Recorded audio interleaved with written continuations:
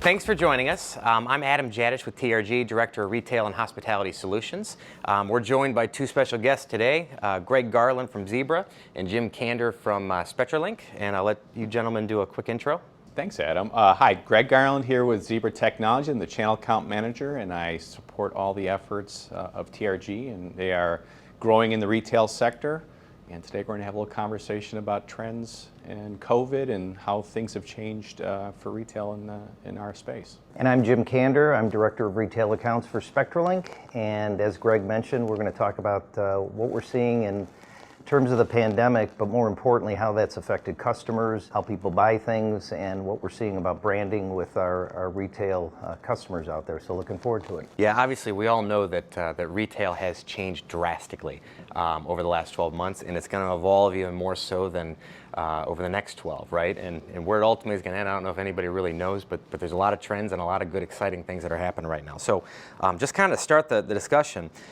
So we've got studies that show around like 75% of the retailer professionals out there, they really expect what's happened in COVID to basically, resume post-COVID and, be the future of what we're doing right now. In fact, you got 40% of the retailers right now, professionals in IT, are planning this year for a transition into how they're actually servicing and delivering to their customers and everything. So I want to ask you, I'll start with Jim.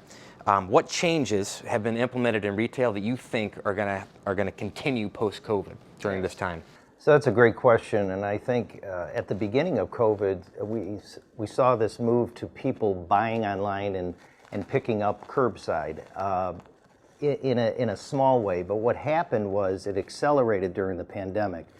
Amazon had already figured this out, so they were already in the throes of people buying from them, and really retailers had to look at what was going to distinguish them from Amazon and keep their brand alive and keep them, those customers coming to their stores, even if they were only picking up curbside. So I believe that trend is going to continue from a curbside perspective, and then how people shop in general. And what we're seeing is, Sam Walton said this back in the early 70s. They asked him why he built such big stores. He said, "I built my stores to become distribution centers in the future."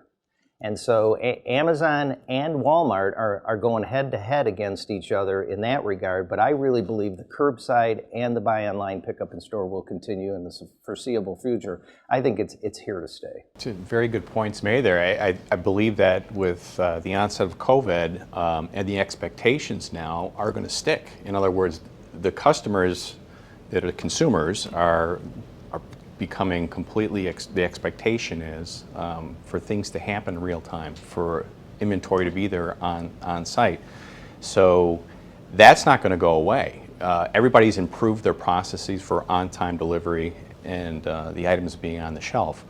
So because of that, these technologies that we're all a part of as far as what we're positioning to our customers are going to be enhanced. Those applications that are unique to a Walmart, to a Best Buy, are going to become more robust, enabling the consumer to make decisions prior to going into a store, being helped as they're in the store, because they want to go to the store, but they also don't want to linger in the store like they want to. So they want to be able to move through that store, get what they need on time, and be satisfied with what their experience is.